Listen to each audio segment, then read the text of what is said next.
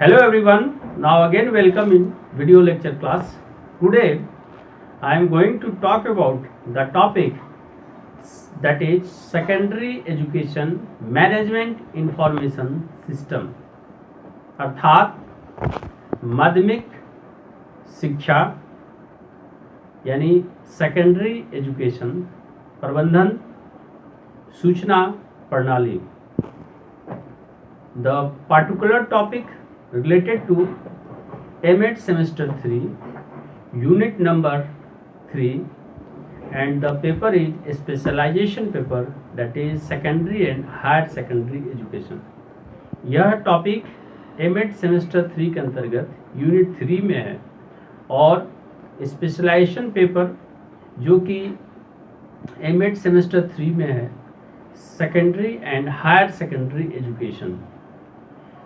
जब इस टॉपिक की बात करते हैं that is secondary education management information system, that means the main purpose and view and objective of the SEMIS is to monitoring and controlling the mode of secondary education in all over India.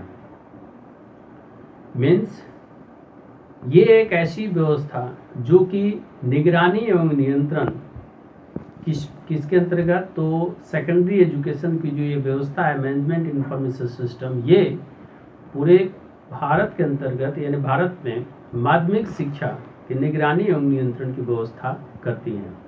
इनका काम data संग्रह करना और नामांकन की स्थिति क्या है, ड्रॉप आउट की स्थिति क्या है, यानी उन सभी चीज़ों के बारे में ध्यान रखना और समय समय पर सरकार को इसकी जानकारी देना.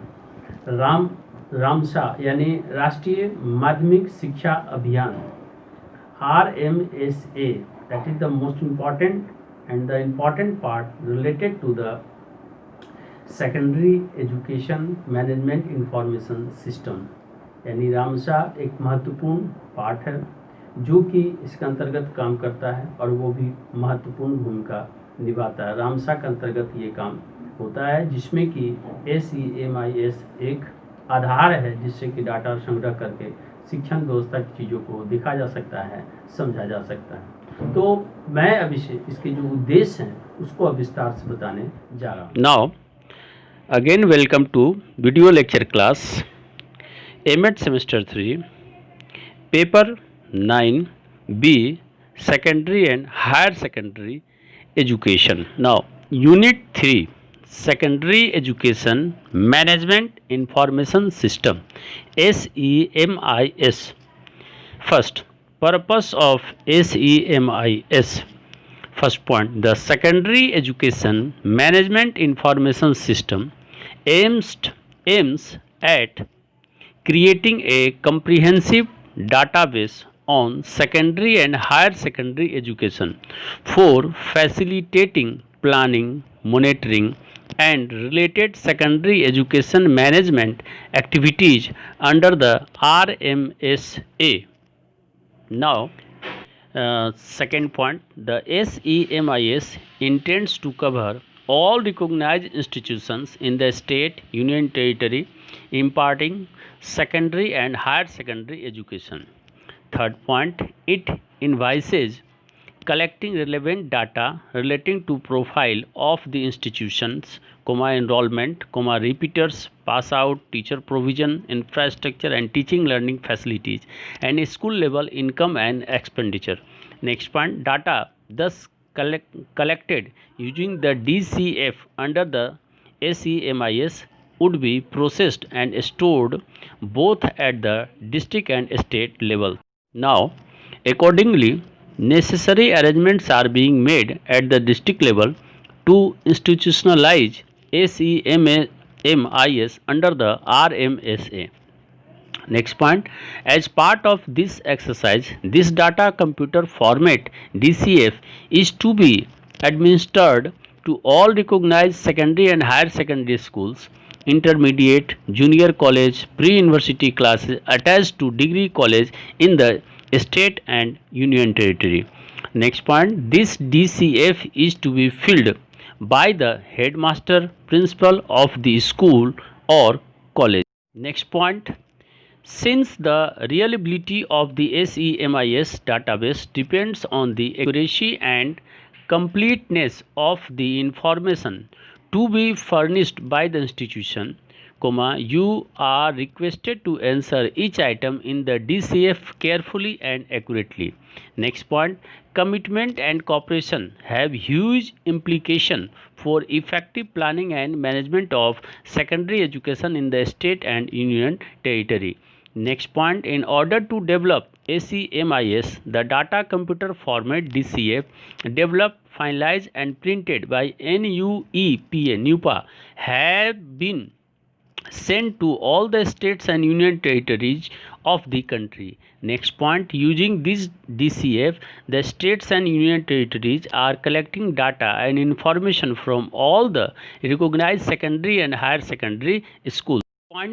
Next point, web-based software has already been developed by NUPA, which will be used by all states and union territory for developing computerized secondary education management information system SEMIS.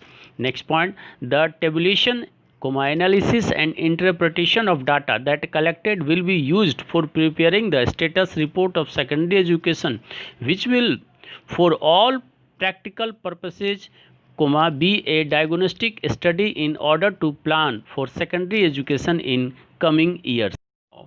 All matter, अब मैं सभी matter को थोड़ा हिंदी में स्पष्ट कर दूं। Unit 3, माध्यमिक शिक्षा प्रबंधन सूचना प्रणाली SEMIS।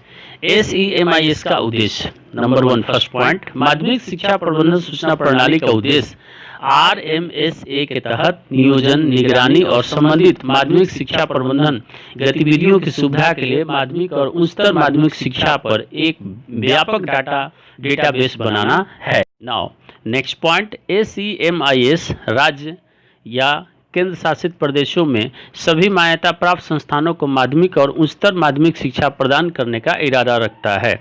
नेक्स्ट पॉइंट, यह संस्था की प्रोफाइल, नामांकन, रिपीटर्स यानी दोबारा जो काम करने वाले हैं या पढ़ने वाले जो दोबारा रिपीटर्स होते हैं या पास किए हुए शिक्षक प्रावधान, बुनियादी ढांचा और शिक्षण सीखने की सुविधाओं और स्कूल स्तर की आय व्यय से संबंधित प्रासंगिक डेटा एकत्र करने की परिकल्पना करता है। नेक्स्ट पॉइंट, इस प्रकार SEMIS के तहत DCF का उपयोग करके एकत्र किए गए डेटा को जिला और राज्य दोनों स्तरों पर संसाधित और संग्रहित किया जाएगा।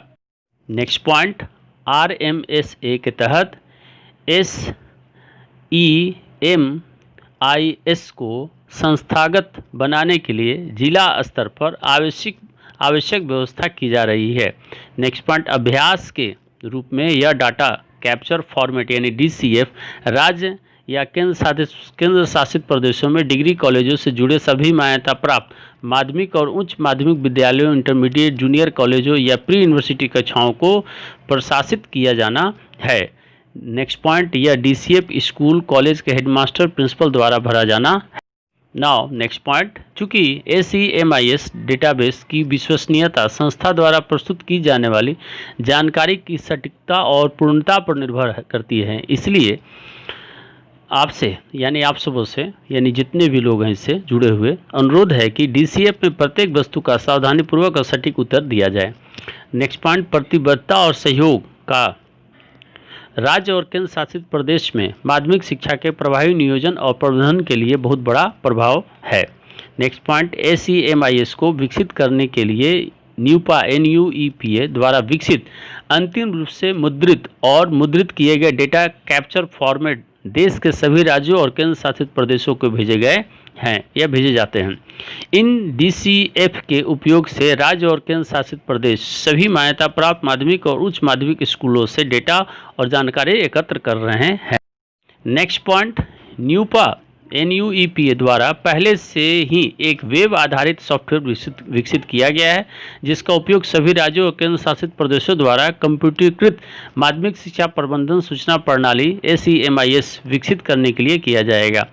इस प्रकार एकत्रित आंकड़ों का सारणीकरण, विश्लेषण और व्याख्या का उपयोग माध्यमिक शिक्षा की स्थिति रिपोर्ट तैयार करने के लिए किया जाएगा, जो सभी व्यवहारिक उद्देश्यों के लिए आने वाले वर्षों में माध्यमिक शिक्षा की योजना बनाने के लिए एक नैदानिक अध्ययन होगा।